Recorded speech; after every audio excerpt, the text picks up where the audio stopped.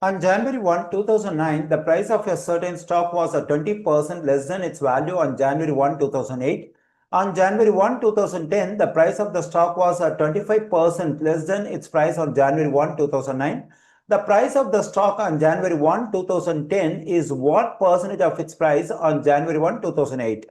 Okay, first let me write the given dates in order. That is January 1, 2008, January 1, 2009, January 1, 2010.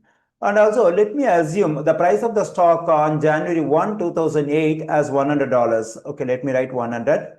Okay, now let's consider the information we have over here. On January 1, 2009, the price of the stock was 20% less than its value on January 1, 2008.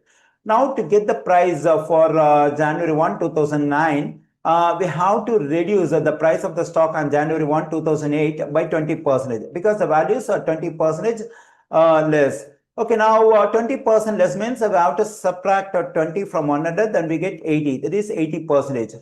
Okay, now let's calculate 80% of 100 to get the value of the stock for January 1, 2009.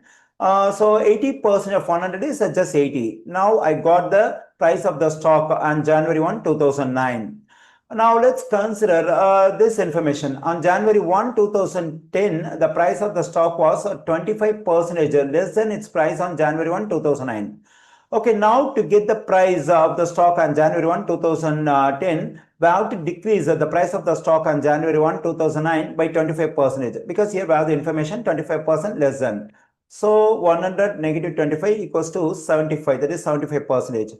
Okay, we have to calculate 75% of this value 80 to get the price of the stock on January 1, 2010. So let's calculate 75% of the value of the stock on January 1, 2009, that is 80. So 75% of 80 equals to, so we can write this 75% as a fraction, then we get 75 over 100 when we have the word way of often math, we can consider this one as multiplication.